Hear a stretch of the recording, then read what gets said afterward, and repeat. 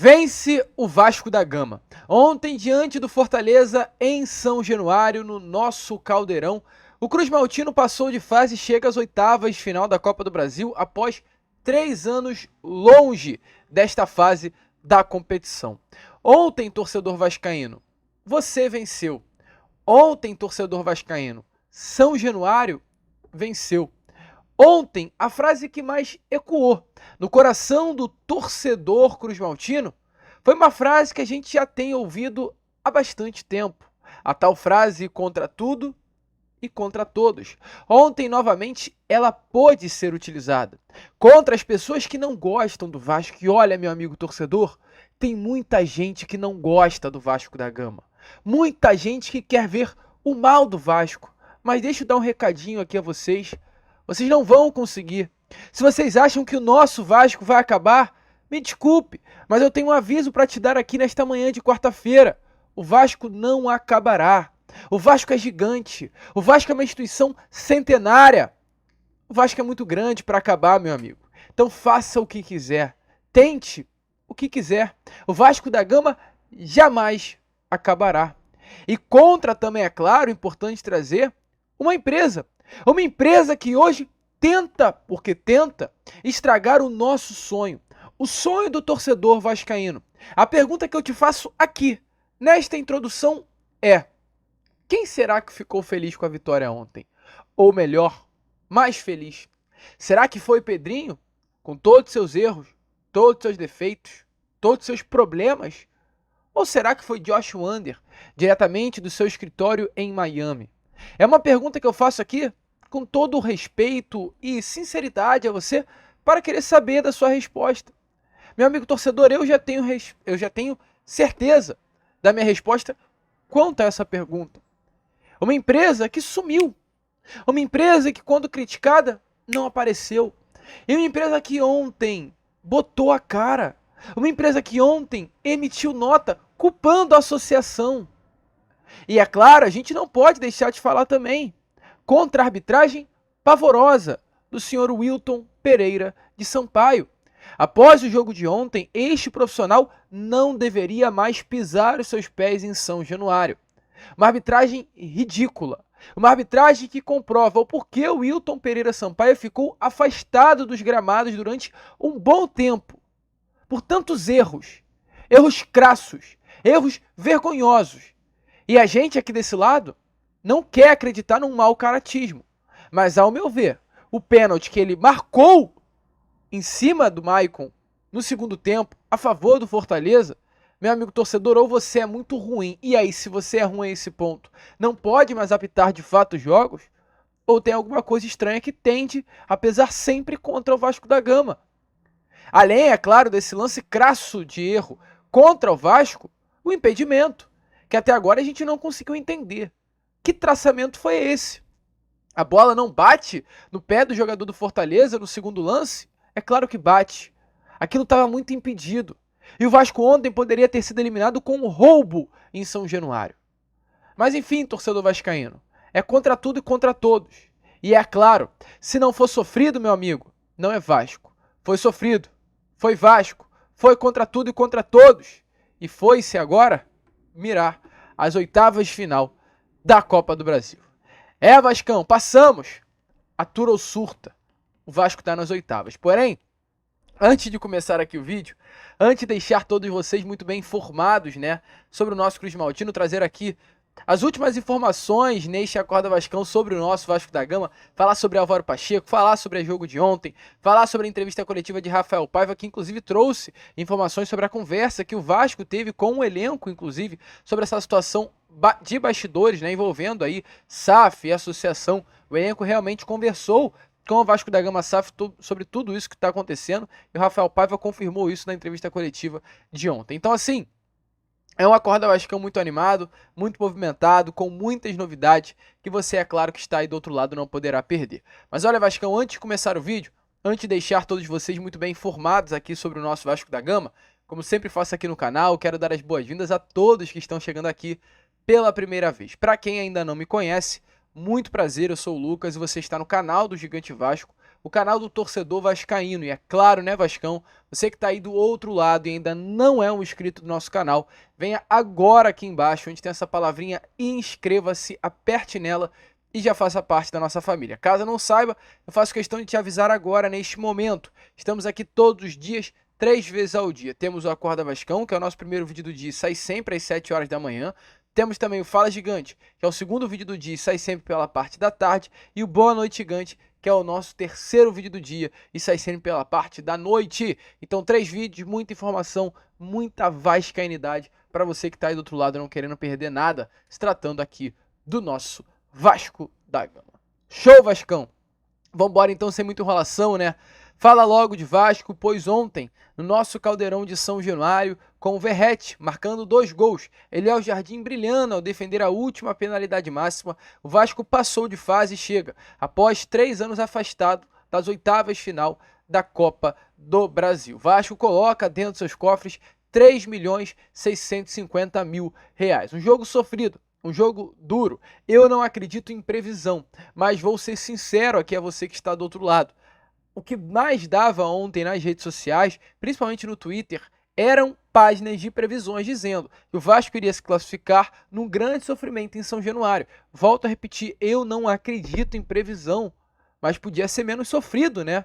A previsão feita poderia ser que o Vasco passaria, mas com menos sofrimento. Porque, novamente, assim como foi contra a equipe do Água Santa, ontem o Vasco passou na Bacia das Almas. Ontem o Vasco da Gama passou no sofrimento. Ontem, o Vasco da Gama passou sendo empurrado pelo seu torcedor. O Vasco inicia a partida, no caso, atrás do placar. O Fortaleza logo aos 8 minutos da primeira etapa, num erro bobo ali na saída de bola. O Maicon erra um passe, chuta a bola em direção às forças. Fortaleza aproveita e o Marinho abre o placar, fazendo 1-0 para o Fortaleza. O Vasco tem força e consegue empatar o jogo. Aos 17 minutos da primeira etapa, Pablo Verratti, de pênalti, empata o placar e faz com que São Januário pulsasse pela primeira vez na noite de ontem. Infelizmente, o Vasco volta para a segunda etapa mal e logo aos 9 minutos do segundo tempo toma também um gol de Lucero em mais um erro defensivo. Uma bola de contra-ataque, Fortaleza consegue uma escapada, o Maicon fica para trás na jogada, que inclusive ontem teve um desempenho muito ruim, e o Lucero consegue fazer o segundo gol do Fortaleza, jogando novamente um balde de água fria no torcedor vascaíno no Caldeirão. E aí, meu amigo, a partir do momento que 2-1 Fortaleza em São Januário, o Vasco já começou a partida atrás do placar, consegue o empate, leva o segundo gol,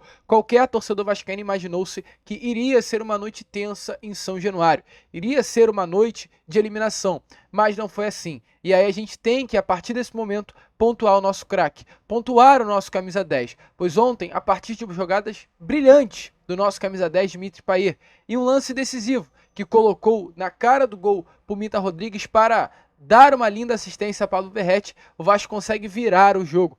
O Vasco empata a partida, né?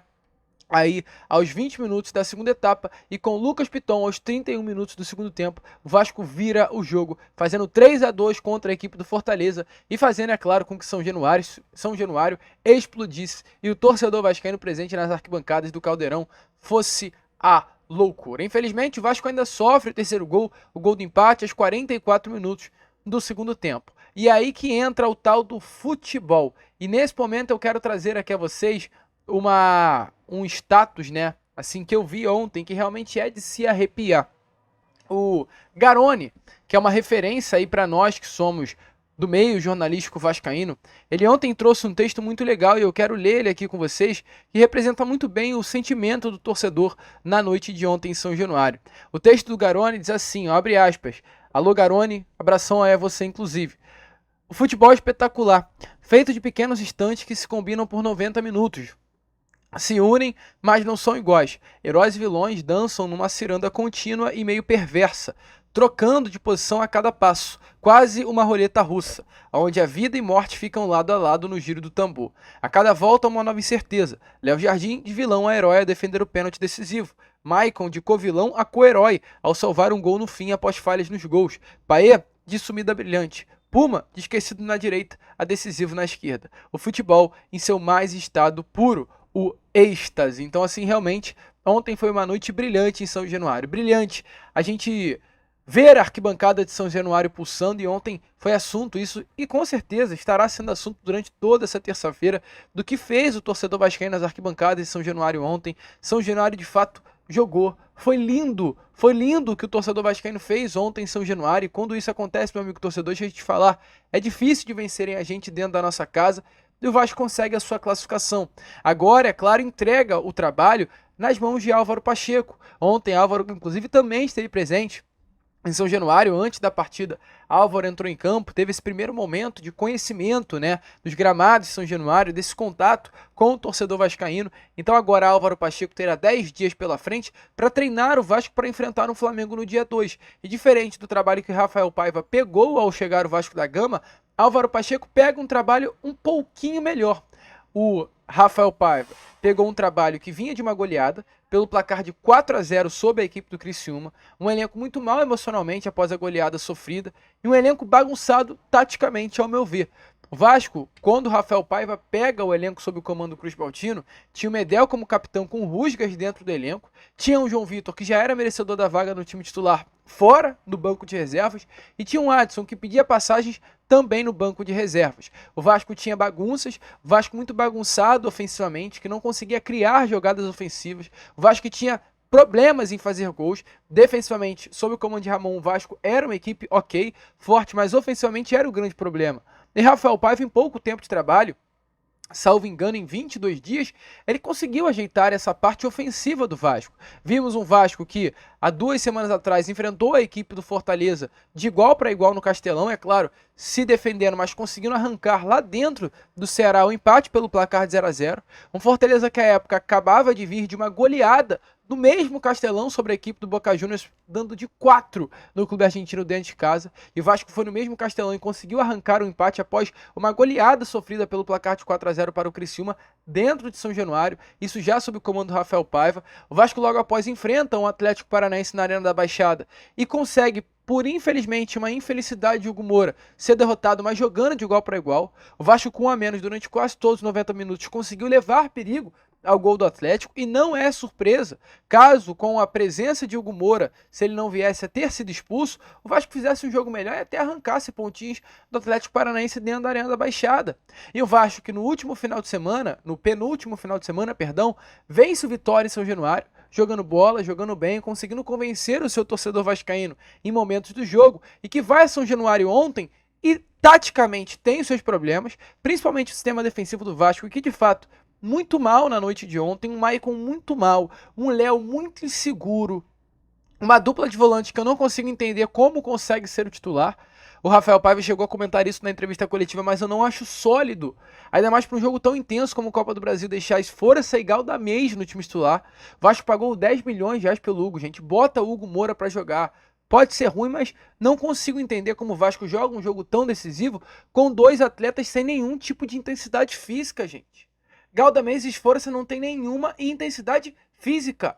Não tem como esses 2 jogadores serem titulares ao lado um do outro no time do Vasco. Então preocupou, mas Rafael Paiva bateu na mesa, quis entrar com o time assim, entrou com o time assim e conseguiu a classificação.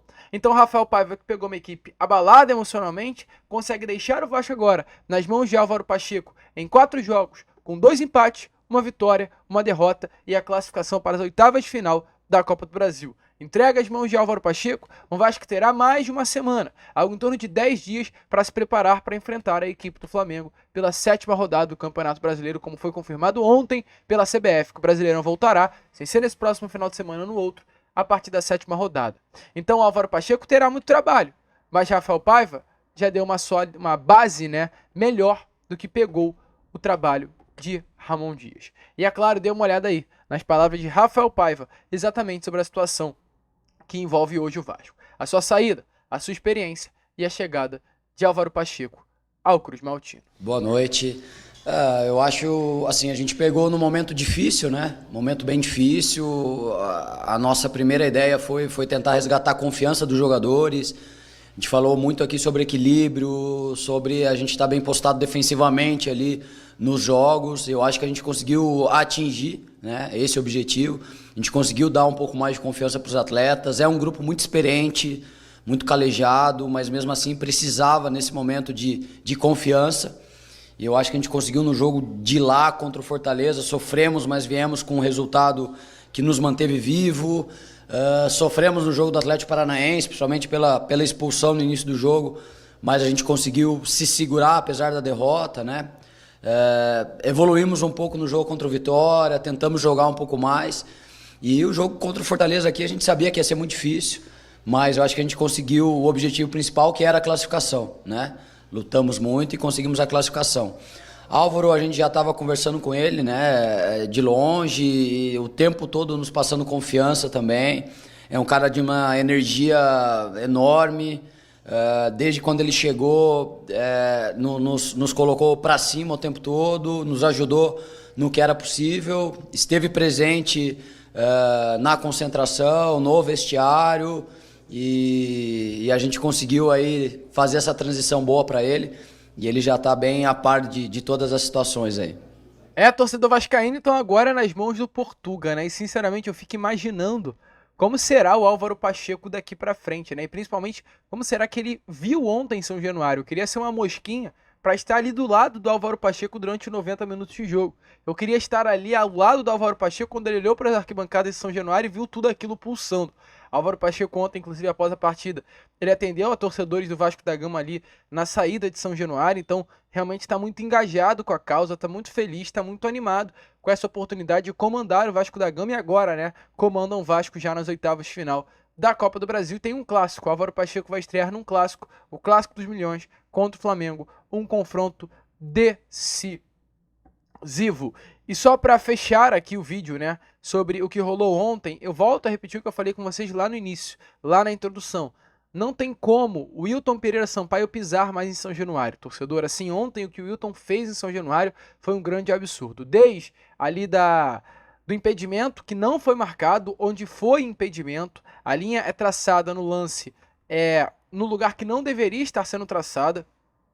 E o lance, ele é feito num local que não deveria estar sendo feito, num momento que não deveria estar sendo feito, porque o que ocorre é um cruzamento de um atleta de Fortaleza que, salvo engano, é o Iago Pikachu, e o VAR entendeu que desse cruzamento, a bola, antes de chegar ao atleta que marcou o gol do Fortaleza, que no caso foi o Lucero, ela bate no jogador do Vasco. E esse toque, exatamente configurado pela arbitragem como um toque de um atleta do Vasco, muda completamente o gol, porque se foi um toque de um jogador do Vasco, o lance é dado como inválido, assim não há impedimento, porque se configura uma nova jogada. Mas se a bola bate no pé do jogador do Fortaleza, que eu não vou saber quem estava ali no meio, é impedimento, porque é uma nova origem de lance, e aí o que acontece? É um lance baseado ali naquele momento. E naquele momento onde o atleta do Fortaleza toca a bola, o jogador Lucero está à frente da linha. No caso, da linha da bola. Então é configurado como impedimento. Então, assim, é surreal. Porque ontem o VAR era para analisar o lance, não analisou o lance. E, assim, a decisão do Wilton Pereira Sampaio nesse lance mudou o jogo. Porque o que aconteceu? A bandeira levanta, a bandeira assinalando impedimento. E o Wilton Pereira Sampaio do campo, ele diz, quem tocou na bola foi o atleta do Vasco. E aí, exatamente nesse momento, o Bandeira até pergunta, aparece isso na transmissão, foi o atleta do Vasco? E o Wilton responde, sim. Ele fala, então foi gol. Porque configura exatamente como um novo lance, tira a origem da jogada e aí o Lucero não vai estar impedido, já que é um atleta do Vasco tocando, entre aspas, para um atleta do Fortaleza. Então o Wilton dá pitaco e deve ter dado um pitaco errado, porque ao meu ver, a bola bate nos pés do jogador do Fortaleza e não de um atleta do Vasco da Gama. Então assim, o Wilton deu esse pitaco errado, o Wilton tentou marcar um pênalti contra o Vasco da Gama no final do jogo, naquele lance do Maicon, de uma forma surreal o que o Wilton estava fazendo ali naquele lance. Assim, é de um antiprofissionalismo, é de uma ruindade mesmo, absurda. O Wilton marcar pênalti naquele lance e ter sido chamado pelo VAR, perdão, e o lance ter voltado em poucos segundos, porque foi de fato um grande de um absurdo. Então o senhor Wilton Pereira Sampaio não deveria nunca mais pisar os pés no Caldeirão de São Januário. Uma arbitragem horrível dele ontem, que infelizmente poderia ter comprometido a vida do Vasco na Copa do Brasil. E agora é seguir em frente, agora é foco no Flamengo e foco no que irá acontecer nessas próximas horas, nesses próximos dias. Foi exatamente a pergunta que eu te fiz lá na introdução do vídeo. Quem será que esteve mais feliz ontem com a vitória do Vasco da Gama? Será que foi Josh Wander, do seu escritório em Miami, ou será que foi Pedrinho, dentro de São Januário. São dúvidas que ficam à mesa, são questões que ficam à mesa. O certo é, o Vasco passa, temos aí algo a acontecer, muito provavelmente nesta quarta-feira. No caso, ontem o grupo norte-americano entrou com um agravo de instrumento. A expectativa é que a decisão saia nessas próximas horas e que o futebol do Vasco seja retomado ao grupo norte-americano ou permaneça nas mãos da associação. O certo com isso tudo é, um clima de insegurança foi gerado, não apenas jurídica, um clima de instabilidade foi gerado dentro do Vasco. E exatamente sobre isso Rafael Paiva falou na entrevista coletiva de ontem, sobre a insegurança gerada dentro do Vasco, diante de todas as informações de bastidores envolvendo a Vasco da Gama SAF. Então, é claro, dê uma olhada aí nas palavras de Rafael Paiva sobre toda essa situação hoje, envolvendo os bastidores da Vasco da Gama SAF. Os jogadores têm acesso a todas as informações, né? Então a gente tenta ser muito claro, né? Então a gente conseguiu reunir os atletas e a gente conversou sobre o assunto, mas a gente o tempo todo deixou muito claro que o jogo era muito importante. A gente não podia deixar qualquer tipo de informação atrapalhar o nosso rendimento dentro do campo. Eu acho que a resposta foi dada hoje no jogo, né? O time estava muito concentrado, muito focado, queria muito classificar. E a gente acompanha todas as informações, mas a gente não pode perder o que é mais importante, que é a nossa concentração, o nosso foco no jogo, o nosso respeito ao jogo, à competição, ao adversário. Então é nisso que a gente tentou se fechar, no jogo, na competição, na importância de passar de fase, e no final deu tudo certo. Torcedor vascaíno, essa é a situação. Deixa aí, é claro, a sua opinião nos comentários. Deixa o que você acha que irá acontecer nessas próximas horas. Coloca a sua opinião sobre o que você achou dessa vitória de ontem sobre a equipe do Fortaleza. A nossa classificação para as oitavas de final. Passamos, né? Ufa, agora teremos 10 dias aliviados para pensar no rival e começar essa nova fase do Vasco em 2024. A gente fica por aqui. Esse foi o nosso Acorda Vascão, apenas o primeiro vídeo desta quarta-feira. Já estaremos de volta aí com o nosso Fala Gigante, também com muita informação, muita novidade e muita vascainidade. Vamos que vamos, se inscrevam, compartilhem. Como sempre falamos aqui, saudações vascaínas.